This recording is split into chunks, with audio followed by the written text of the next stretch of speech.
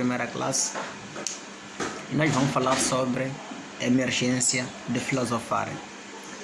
Mas antes de aprofundar na essência do tema, primeiramente eu vou trazer uma citação para nós compreendermos a essência do tema.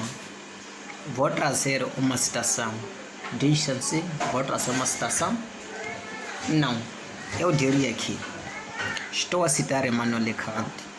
Emmanuel Kant afirma que não se ensina filosofia, mas ensina-se a filosofar. E é no mesmo contexto que nós podemos perceber que Karl Jesper também vai dizer: filosofar é estar a caminho.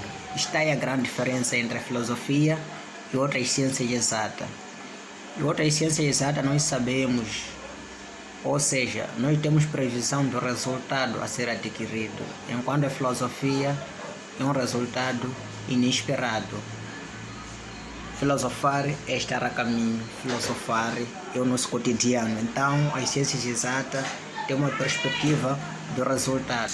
Por exemplo, posso falar aqui uma joangola de hoje, é uma perspectiva esperada, né? Porque trata-se de uma coisa concreta. Então, vamos. Se Emmanuel Kant diz, não se ensina filosofia, ensina-se a filosofar.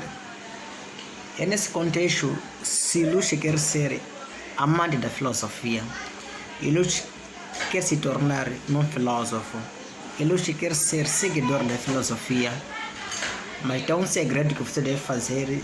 Você deve encarar todas as teorias de filosofia discutidas pelos filósofos, ou seja, todo o sistema de filosofia apenas como uma forma para exercitar a sua razão. Não apenas se encara como se fosse um resultado absoluto. Não. Você deve encarar esse sistema de filosofia como história, como uma forma para exercitar a sua razão. A sua razão não, a nossa razão, porque eu também preciso de ser exercitado. É nesse contexto que um verdadeiro filósofo deve ter a capacidade de pensar por si, não apenas como um papagaio, mas sim de pensar e ser capaz de resolver em cada contexto que ele se encontra. Só para nós percebermos que a filosofia não se trata de uma coisa estática, nós podemos perceber que na filosofia existiram vários filósofos, e cada filósofo resolveu a situação da sua época, ou seja, resolveu os problemas da época que ele se encontrava. Por isso podemos perceber que as questões da filosofia antiga são diferenciadas com as questões da filosofia medieval. As questões da filosofia medieval são diferenciadas das questões da filosofia moderna. Só para perceber que a filosofia não se trata de um contexto específico. Por isso, diz que não se ensina a filosofia, mas se ensina-se a filosofar. E agora vamos para a questão mais importante. Por que essa necessidade de filosofar? Ou seja, emergência do filosofar. Primeiramente, eu vou trazer um exemplo baseado-se nesse manual de Eduardo Sheik, de sua primeira classe. Esse exemplo vou dizer o seguinte: vou trazer uma diferença entre homens e animais. Os animais nascem com uma desvantagem e os homens nascem com uma vantagem. Qual é essa desvantagem e vantagem? Só para perceber que os animais nascem desprovidos da capacidade de racionalidade e o homem nasce com a capacidade de raciocinar. O homem nasce com a capacidade de pensar. Os animais estão desprovidos desse tesouro de pensar. A racionalidade, os animais estão desprovidos. Tendo em conta que o homem nasce com uma racionalidade, nasce com uma capacidade de pensar, então essa racionalidade precisa de ser estimulada.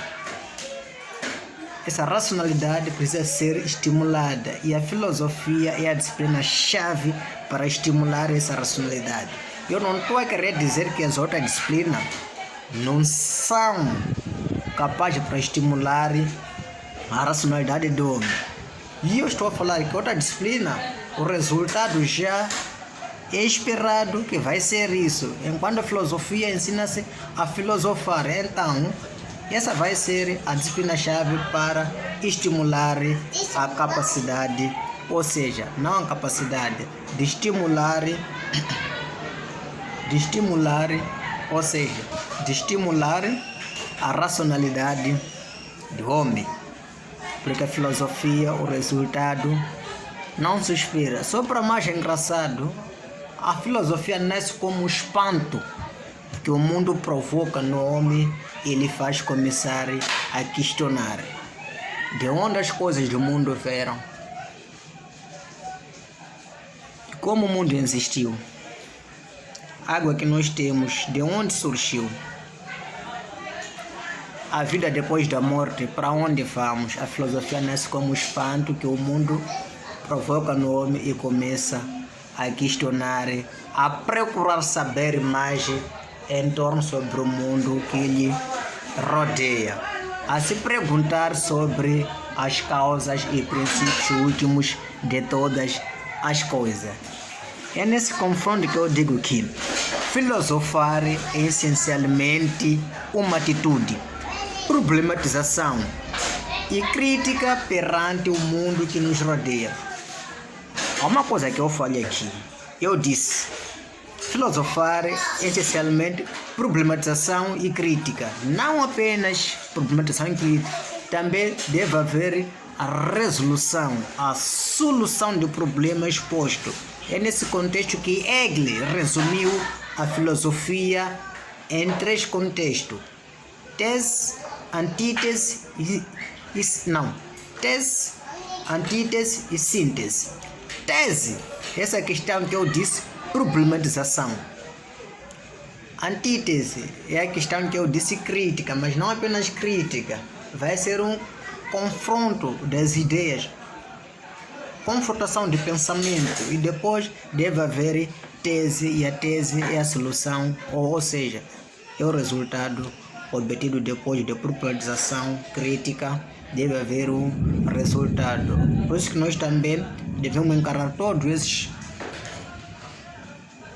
teorias filosóficas apenas como uma forma para exercitar a nossa razão, mas com o intuito último de resolver os problemas que nos afetam, não de continuarmos com as teorias de Aristóteles para ser aplicado para nossos problemas atuais, mas sim, essa história de Aristóteles apenas vai servir para estimular a nossa racionalidade, para termos essa capacidade de resolver os nossos problemas da atualidade.